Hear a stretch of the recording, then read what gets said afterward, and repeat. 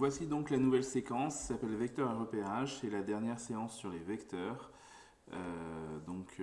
Prenez votre document de cours, on va commencer avec lui. Donc tout en haut, on parle donc des repères du plan. Donc un repère du plan, c'est quelque chose d'absolument essentiel pour les vecteurs que l'on veut repérer avec des nombres. Il nous faut donc des unités pour définir les vecteurs. Donc ces unités seront définies à l'aide de 3 points distincts, 2 à 2, 3 points qu'on appelle O, I, J. Donc respectivement O, I et J. Ces 3 points forment ce qu'on appelle un repère qu'on note OIJ, donc ainsi. L'origine O et les unités OI et OJ permettent de graduer les axes. Donc c'est pour ça qu'ici, par exemple, on va pouvoir graduer comme ceci, là, ici, et puis dans les négatifs comme ceci. Même chose sur l'axe vertical, on va pouvoir graduer vers les positifs et vers les négatifs. Donc on peut définir deux vecteurs qui vont nous permettre de visualiser ces unités. C'est le vecteur OI qui est ici en bleu, qu'on appellera le vecteur petit i, et le vecteur OJ ici, qui est en bleu aussi mais à la verticale, qu'on appellera le vecteur petit j. Et du coup, le repère peut se noter, au lieu de noter OIJ, on peut le noter OIJ, mais I et J cette fois-ci en vecteur. Donc il y a différentes sortes de vecteurs. Définition, donc on va appeler repère du plan un triplet. Un triplet, c'est le fait de mettre entre parenthèses ici 3 éléments séparés par des virgules ou des points-virgules. Un triplet, donc la première partie du triplet, c'est un point. Le point O qui servira de centre pour le repère, et la deuxième partie du triplet et la troisième partie du triplet, ça sera donc deux vecteurs, le vecteur I et le vecteur J, qui doivent être deux vecteurs non collinéaires. Donc non collinéaires, ça veut dire qu'ils n'ont pas la même direction, ce qui permet d'avoir deux directions différentes une pour chaque axe. Et donc ici, si on définit le centre du repère O, ici le premier vecteur qui nous sert d'unité pour les abscisses, et ici le deuxième vecteur qui nous servira pour les ordonnées, on a donc bien notre triplet O, I et J. Ceci est un repère quelconque qui est à opposer à un repère orthogonal ou un repère orthonormé. Donc deux autres types de vecteurs. Alors quelle est la différence entre un repère quelconque et un repère orthogonal? On la voit tout de suite.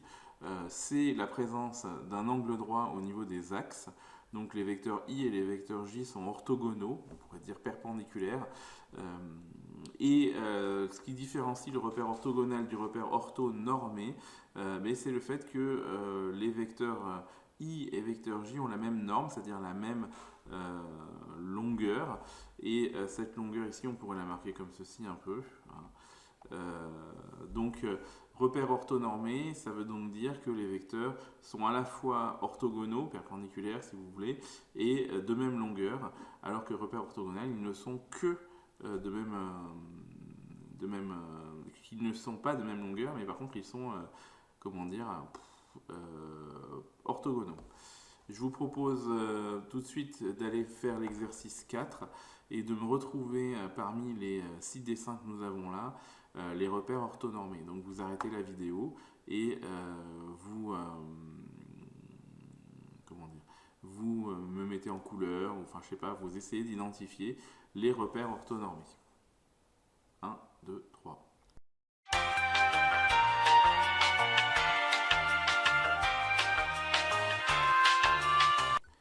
Donc on reprend. Quels sont les vecteurs visiblement orthonormés? Alors on peut déjà évacuer tous ceux dont les vecteurs ne forment pas un angle droit. Donc il est clair que celui-ci n'est pas orthonormé. Il est clair que celui-ci non plus. Et que les 4 autres qui ont dont les deux vecteurs forment des angles droits sont potentiellement des repères orthonormés. Ensuite, pour que un repère soit orthonormé, il faut que les deux vecteurs aient la même norme. Donc ça veut dire qu'il faut que les vecteurs aient la même longueur. Donc ici, on peut prendre une règle et mesurer très précisément le petit b, voir que le premier vecteur fait à peu près, allez, si on y va complètement jusqu'au bout de la flèche, fait à peu près 12, et que si on renverse ici, le vecteur qui est le vecteur J fait lui aussi 12. Donc là, nous sommes bien face à un repère orthonormé. Donc repère orthonormé pour le petit b. Donc on va le mettre comme ça, hop. Le petit c est-il un repère orthonormé? La réponse est non, puisqu'il est évident que ce vecteur-là, le vecteur i, est plus long que le vecteur j. Donc celui-ci n'en est pas un. Le E est-il un vecteur orthonormé? Alors là, certains pourraient être perturbés par le fait que les axes ne sont pas à l'horizontale et à la verticale, mais cette notion d'horizontale et de verticale n'entre pas du tout en compte dans la notion de vecteur, de repère orthonormé. Donc ici, la seule chose qui compte, c'est qu'on ait un angle droit, et visiblement, si on regarde de près le dessin, il est clair qu'on a clairement on a un angle droit, il n'y a aucun souci là-dessus. Et puis, si on mesure les vecteurs, eh bien, on va en positionnant une règle. Ici, on obtient 12, et ici, on obtient... parce que c'est la règle qui est peut-être mal placée, on obtient sensiblement la même chose. Et donc du coup, on a bien un repère orthonormé, donc celui-ci convient, pas de problème. Donc là, le E sera un repère orthonormé, et de la même façon, je ne suis pas sûr que le F forme un angle droit, donc là pour vérifier un angle droit, il faut une équerre. Équerre que... Non, ça c'est pas une équerre. Équerre que on va sortir dès qu'on l'aura trouvé, voilà, équerre. Donc on va aller vérifier qu'on a bien un angle droit ici. Donc on va s'approcher un petit peu du dessin pour arriver à voir ça. Et il semblerait, quand on s'approche, que clairement nous n'avons pas d'angle droit. Voilà, oui, ça semble être à peu près le cas. Il n'y a pas d'angle droit ici, donc au niveau du F, ce n'est pas un repère orthonormé, c'est juste un repère normé a priori. Je ne sais pas si ça existe réellement, mais en tout cas, eh bien,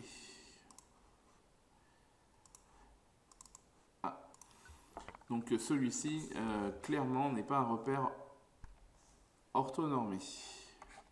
Donc réponse valable, le B et le E.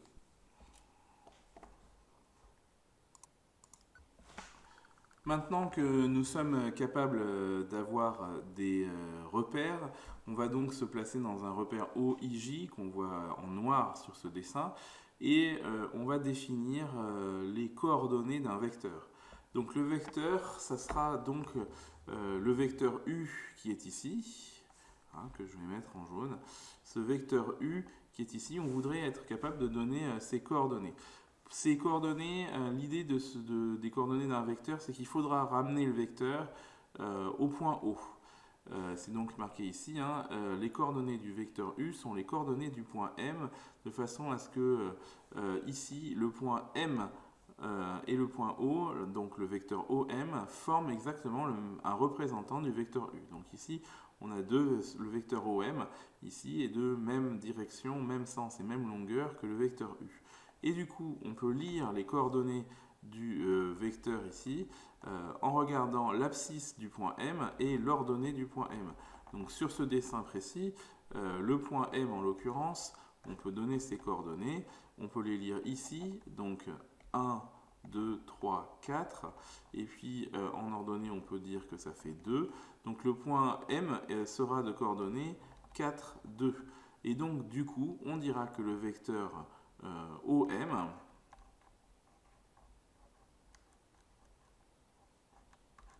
et le vecteur U, tous les deux auront des coordonnées du type 4, 2. Notez au passage, ce n'est pas une obligation, que les vecteurs se notent à l'aide de parenthèses et de nombres qui sont écrits de préférence à la verticale. C'est-à-dire que les deux notations sont acceptées. Il y a au lycée des professeurs qui utilisent la notation horizontale pour les vecteurs. Pour ma part, j'utiliserai de préférence pour bien faire le distinguo, la notation verticale des vecteurs, c'est-à-dire le vecteur U de coordonnées 4, 2. Voilà pour ça. Notez, dernière chose, que, donc on va effacer le dessin, que ces coordonnées 4, 2 peuvent se lire directement. Effectivement, si on résume un vecteur à un déplacement, on a vu ça déjà dans le cours sur les vecteurs, un déplacement vertical, horizontal puis vertical, eh bien, on peut tout à fait imaginer la situation suivante. Le vecteur, pour aller de l'origine du vecteur U à l'extrémité du vecteur U, on peut faire un déplacement vertical, horizontal d'abord de 4 unités vers la droite, suivi d'un déplacement vertical de 2 unités vers le haut. Eh bien, c'est exactement ce qui est décrit ici, 4 unités horizontales suivies vers la droite, puisque c'est plus 4, donc dans le même sens que la flèche qui est ici, et 2 déplacements positifs vers le haut, donc, puisque c'est dans le même sens ici pour Y. Donc les vecteurs, on peut lire directement leurs coordonnées en décomposant chaque vecteur, suivant une composante horizontale qui va vers la droite ou vers la gauche, donc vers un nombre positif ou vers un nombre négatif, et puis qui va vers le haut et vers le bas pour la deuxième vers le haut ou vers le bas pour la deuxième composante avec un nombre positif ou un nombre négatif. Fort de ceci, je vous propose de faire un exercice guidé ensemble. On doit donc déterminer les coordonnées d'un vecteur par lecture graphique. Donc il s'agit de déterminer les vecteurs AB, CD et EF par lecture graphique. Donc par exemple, sur le premier exercice, pour le vecteur AB, pour aller de A vers B, on peut bien sûr aller directement de A vers B en suivant cette diagonale, mais on peut aussi faire d'abord un chemin horizontal, une translation horizontale de plus 3 unités vers la droite, puis suivi d'un déplacement vertical de plus 2 unités vers le haut. 3 unités vers la droite, 2 unités vers le haut, ça fait donc un vecteur de coordonnées 3, 2. Donc de la même façon, j'aimerais alors 3, 2, et d'ailleurs on peut écrire que le vecteur AB est égal au vecteur 3i plus 2j, 3 fois le petit vecteur là, donc 1, 2, 3, plus 2 fois le petit vecteur j, 1, 2. Je voudrais donc de la même façon, en observant le dessin, que vous me disiez les coordonnées du vecteur CD et EF. Et bien sûr, pour cela, vous allez mettre la vidéo en pause.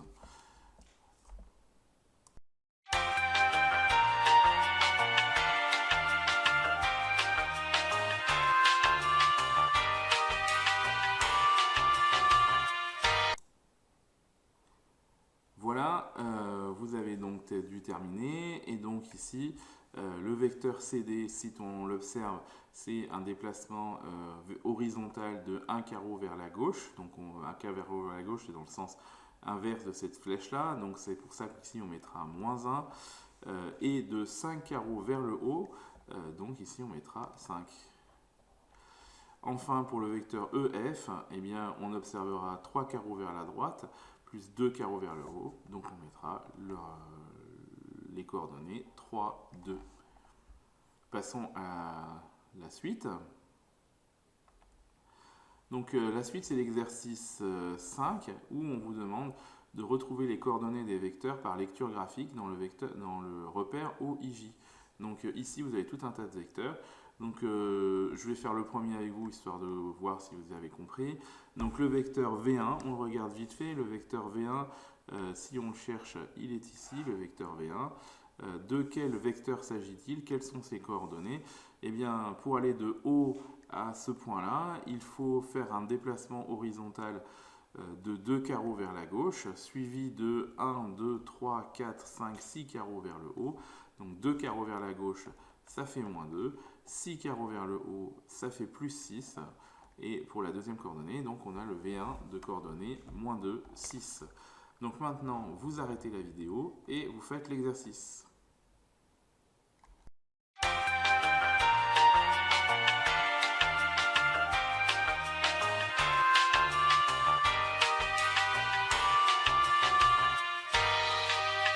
Nous passons maintenant à la correction, le vecteur V2. Vecteur V2, ici, on part de ce point-là, on arrive à celui-ci. Donc le déplacement horizontal, c'est 1, 2, 3, 4, 5, 6, 7 carreaux vers la droite. suivi d'un carreau vers le bas. Donc un carreau vers le bas, c'est dans l'envers de la flèche verticale. Je rappelle que la flèche elle est ici et là. Donc 7 moins 1. Pour le vecteur V3, on va faire 3 carreaux vers la droite et 2 carreaux vers le haut. Donc ça fait 3, 2. Pour le vecteur V4 qui est ici, on va faire 1, 2, 3, 4, 5 carreaux vers la droite. 1, 2, 3, 4 carreaux vers le bas. Donc 5 carreaux vers la droite et 4 carreaux vers le bas. Donc 5 moins 4 pour V4. V5, V5, où es-tu V5? Ici, on va faire 1, 2, 3. Non, on ne va pas faire ça, parce qu'on part d'ici. On va faire 1, 2, 3, 4, 5, 6, 7 carreaux vers le bas et 7 carreaux vers la gauche et 2 carreaux vers le bas. Donc 7 carreaux vers la gauche, c'est moins 7 et 2 carreaux vers le bas, c'est moins 2. V6 maintenant. V6, 1 carreau, 2, 3, 4, 5 carreaux vers la gauche et 1 vers le haut. Donc moins 5, 1. V7, 1, 2, 3, 4, 5 et 1, 2, 3. Donc moins 5 et 1, 2, 3. V8, 1, 2, 3, 4 et moins 2. Et enfin V9, 1, 2, 1, 2, 3, 4, 5. Et là il y a un petit truc. Ça a l'air d'être... c'est pas un nombre de carreaux entiers. Donc alors attendez, on va mettre moins 2. Et là on va mettre... Alors moins 1, moins 2, moins 3, moins 4, moins 5. Moins 5, combien? Moins 5,7. Ça vous va? J'espère que ça vous ira. Moins 5,7. Donc probablement une petite erreur de ma part sur le positionnement de la flèche. Nous allons maintenant faire l'exercice numéro 6. Il s'agit de construire un représentant de chaque vecteur à partir du point indiqué. Donc par exemple, ici le vecteur V1 a été tracé. Le vecteur V1 est de coordonnées 4, moins 3, donc 4 carreaux vers la droite et moins 3 carreaux vers le bas. À partir du point A, donc on a tracé le vecteur. Donc on va faire cet exercice ensemble. Je vais faire le premier avec vous, puis vous ferez V3, V4, V5, V6 tout seul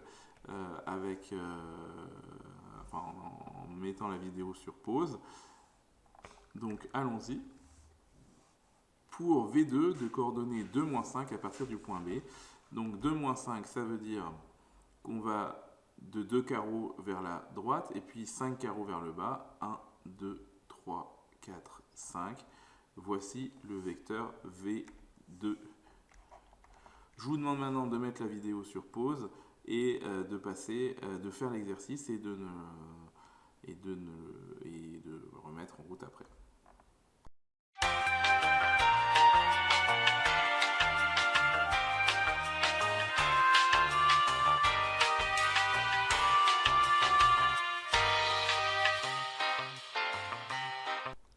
Donc vous avez dû terminer l'exercice, on va le corriger.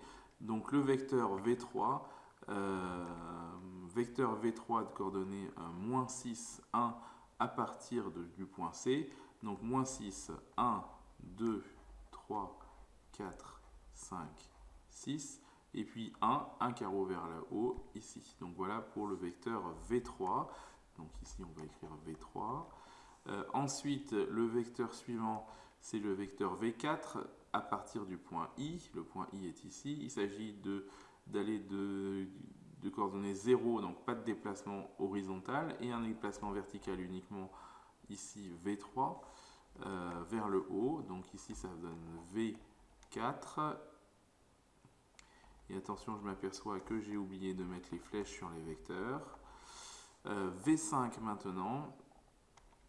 V5 qui sera à partir de J, coordonnées moins 2, 0. Donc ici, moins 2, 0, ça donne ce vecteur-là. Donc V5. Et enfin, le vecteur V6 de coordonnées 5, moins 4. Donc à partir du point O, 1, 2, 3, 4, 5. Et puis moins 4, 1, 2, 3 et 4. Voici le vecteur V6. Bien, Pour la prochaine fois, vous me ferez donc l'exercice numéro 1, qui est sur le même thème, et nous allons continuer la leçon. Donc le numéro 1 à faire en entier pour la prochaine fois. Donc ici, voici les consignes type. Premièrement, on doit lire les coordonnées du vecteur U, donc ça c'est relativement facile, et les indiquer ici. Et puis vous devez construire les vecteurs V et W ici, d'origine O. Donc là, il y a eu un petit décalage, j'espère qu'il ne va pas se reproduire ailleurs. Même chose ici, alors j'espère que vous ne m'ouvrez pas, il y a un petit décalage ici, ça s'est décalé, mais même consigne. Bien sûr, ne pas hésiter à traduire moins 3,5 en dire que ça fait moins 1,5, 5,5 c'est 2,5, etc. Vecteur U, même chose pour le suivant. Bon voilà, on ne va pas épiloguer, vous allez faire tout l'exercice. Attention ici, sur celui-ci, le repère est un peu particulier. Les vecteurs I et J ne sont plus comment dire, à la verticale et à l'horizontale, donc vous devez en tenir compte. Et puis alors attention ici, petit décalage, donc j'espère qu'il n'aura pas... Je vais modifier le fichier pour que celui que vous téléchargiez, si jamais vous avez envie de télécharger cette page, ne soit pas décalé comme ça. Voilà pour celui-là, vous faites la même chose, voilà. Et on passe à la leçon suivante, enfin la partie de leçon suivante pour aujourd'hui, donc propriété, soit A et B, deux points de coordonnées XA et YA, donc XA c'est l'abscisse de A, hein, YA c'est l'ordonnée de A, et puis pour le point B, XB, YB, dans un repère OIJ toujours. Et dans ce cas-là, le vecteur AB aura pour coordonnées XB moins XA, pour l'abscisse et YB moins YK pour l'ordonnée. Alors, voyons rapidement ce dont il s'agit, déjà essayer de comprendre ce qu'on appelle la démonstration. Donc si on fait ce dessin-là, avec le point O et le point I ici et le point J ici, et donc le vecteur I ici et le vecteur J ici, si on prend le point A qui est ici et en même temps qu'on prend par exemple, ici, on va mettre le point B par ici. Eh bien, qu'est-ce que c'est que le vecteur AB? Le vecteur AB, d'après ce qu'on a expliqué, le vecteur AB, c'est donc ce vecteur-là. Mais le vecteur AB, on peut le décomposer en deux parties. Tout d'abord, on peut le décomposer avec le vecteur AO, plus suivi du vecteur OB. Ça, c'est d'après la relation de chaleur. Là, mon dessin ne s'est pas très bien passé, on va le reprendre. Hop, voilà. Donc la relation de Chasles permet de dire que le vecteur AB c'est le vecteur AO plus le vecteur OB. Et que le vecteur AO ici, on est capable de dire que c'est moins le vecteur OA. Je rappelle que deux vecteurs, quand on inverse les lettres, ça donne l'opposé. Et qu'est-ce que c'est que le vecteur moins OA? Le vecteur moins OA, c'est tout simplement le vecteur de coordonnées moins XA, YK, puisque le vecteur OA, lui, aura pour coordonnées XA, YK. Je rappelle que les coordonnées d'un vecteur d'origine O, c'est les coordonnées du point. Donc le vecteur OA aura pour coordonnées XA, YA. Donc le vecteur AO, lui, il aura pour coordonnées moins XA, moins YA. De la même façon, le vecteur OB aura les coordonnées du point B, c'est-à-dire XB et YB. Donc OB, ça sera XB, YB ici. Et donc le vecteur AB, si on regarde bien, c'est la différence entre les coordonnées, c'est XB moins XA, YB moins YK, c'est-à-dire l'addition des deux vecteurs, des deux coordonnées. Alors, peu importe si vous n'avez pas forcément très bien compris cette démonstration, ce qui est très important par contre, c'est de connaître par cœur cette formule, le vecteur AB. Quand on connaît les coordonnées de A et de B, eh bien on peut calculer les coordonnées du vecteur AB en utilisant la formule XB moins XA et YB moins YK. Rappelez-vous d'ailleurs ce que je vous avais dit. Je vous avais dit à un moment donné, on avait on avait dit qu'il fallait inverser les formules. Donc on mettait d'abord le point B, puis après le point A, vous ne compreniez pas pourquoi, mais voilà, c'est le moment. C'est parce que ici, pour cette formule-là, il faudra bien retenir que c'est le point d'arrivée qui sert de début pour la formule, donc c'est XB, point d'arrivée, moins XA, point de départ, et YB, point d'arrivée, moins YK, point de départ. Donc voyons sur un exemple simple comment on détermine les coordonnées d'un vecteur par le calcul. Donc on vous donne des points A, B, C, D, E et F, et on vous demande de calculer des vecteurs. Donc voilà un exemple qui est fait. Le vecteur AB, c'est là, alors on pourrait bien sûr écrire d'abord la formule. Donc ici, je vais l'écrire ici pour que vous la visualisez. C'est donc XB moins XA et YB moins YA. Et donc ici, on va écrire que c'est donc XB, voilà, XB c'est ça, 5, moins XA c'est ça, c'est 2, 5 moins 2 ça fait 3, et puis on a YB qui fait 3, moins YA qui fait 1, donc 3 moins 1 qui fait 2. Donc on va faire la même chose pour le CD et EF, donc bien sûr il faut appliquer la formule. Je vous laisse quelques instants pour que vous puissiez le faire, donc vous coupez la vidéo et vous me faites ces calculs.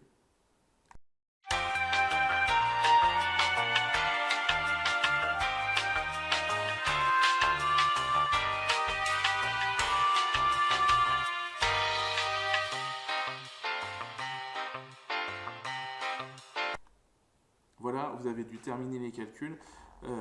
Donc on va passer à la correction. Donc le vecteur CD, pour qu'on soit tout à fait d'accord, le vecteur CD, la formule, c'est donc point d'arrivée XD moins XC, YD moins YC. Donc quand on a appliqué ça, quand on applique cette formule, XD, ici c'est moins 2, moins XC, attention, c'est moins 1. Donc ici, il y a un double moins. YD, c'est 3, moins YC, c'est moins 2. Donc ici, encore une fois, un double moins. Donc, moins 2 moins moins 1, ça fait moins 2 plus 1. Et moins 2 plus 1, ça fait moins 1. 3 moins moins 2, ça fait 3 plus 2. Et 3 plus 2, ça fait 5. Hein, je rappelle qu'ici, moins moins va valoir plus. Pour le vecteur EF, j'écris la formule. Le vecteur EF, c'est XF moins XE, toujours point d'arrivée moins point de départ. YF moins YE. Donc ici, l'abscisse de F, c'est 4. Moins l'abscisse de E, c'est 1. L'ordonnée de F, c'est moins 2. Moins l'ordonnée de E, c'est moins 4. Donc ici, on a un double moins. Donc parenthèse obligatoire. Hein. 4 moins 1, ça c'est facile, ça fait 3. Moins 2, moins 4. Ça fait moins 2, et le moins ici fait plus 4. Donc moins 2 plus 4. Moins 2 plus 4, ça fait 2. Donc 3, 2. Donc je vous propose maintenant de faire vous tout seul dans l'exercice numéro 3. Donc, qui sera à faire pour la prochaine fois. Dans le repère OIJ, on vous donne des points dont les coordonnées sont connues, A, B, C, D, E, F, G, H. On vous demande de calculer les coordonnées des vecteurs suivants. Donc ici, vous respecterez scrupuleusement ce format-là, c'est-à-dire en premier lieu, je veux que vous écriviez obligatoirement en asma noir la formule XB moins XA, YB moins YA.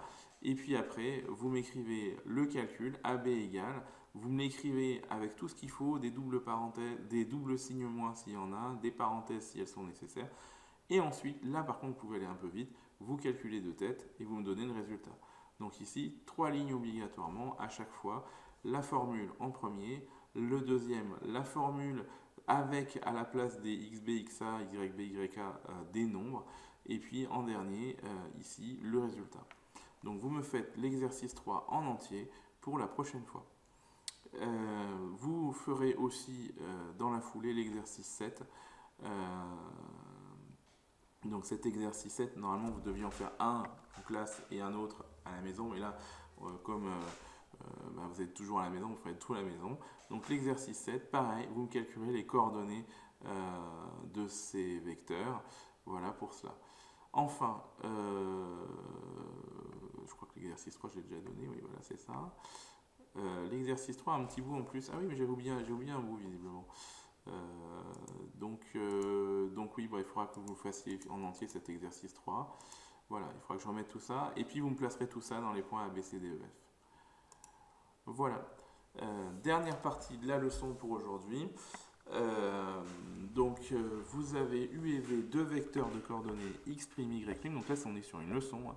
Donc un vecteur U qui a pour coordonnées x, y, un vecteur V qui a pour coordonnées x', y', il y a des formules à connaître. La première, ici, si vous savez que U est égal à V, c'est-à-dire que si vous savez que les deux vecteurs sont égaux, je rappelle que quand deux vecteurs sont égaux, il faut penser à des parallélogrammes, il faut penser à des milieux et des choses comme ça.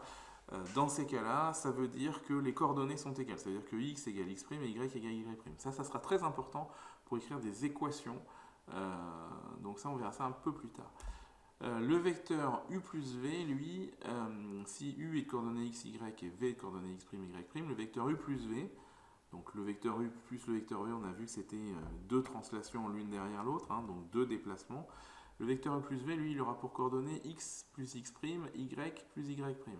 Donc ça, c'est rien de pas naturel. Hein. Si pour avoir les coordonnées du vecteur u plus v, on additionne les coordonnées en abscisse et on additionne les coordonnées en y.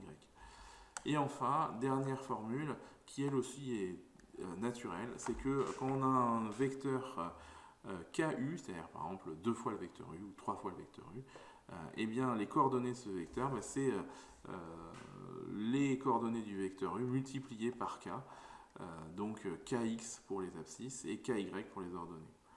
Et donc, par exemple, un exemple rapide de l'utilisation de cette formule, si on a un vecteur U qui a pour coordonnées x, y, le vecteur moins U, donc c'est moins 1 fois U, hein, a pour coordonnées moins x, moins y. Voilà, une application directe. Donc, voici un exercice que l'on va pouvoir faire. Donc, méthode, appliquer les formules sur les coordonnées de vecteurs. Donc là, cet exercice, on va le faire entièrement ensemble. Donc ici, voilà, on a le vecteur AB qui vaut 3,5, on a le vecteur CD qui vaut, non pas 3,5, qui vaut le vecteur AB qui vaut 3,2, on ne dit surtout pas 3,5, c'est une horrible chose que je viens de dire, et le vecteur CD qui est égal au vecteur de coordonnées moins 1,5 et le vecteur EF de coordonnées 3,2. Alors on va appliquer les formules qu'on vient de voir. Donc par exemple, on voit le vecteur 3AB. Donc le vecteur 3AB, si on regarde bien, c'est donc 3 fois l'abscisse de AB, c'est-à-dire 3 fois 3, et 3 fois ici l'ordonnée de AB, c'est 2. Donc au final, ça fait 3 fois 3, 9, et ici 3 fois 2, 6. Donc je vous laisse 2 secondes pour trouver 4 fois le vecteur CD.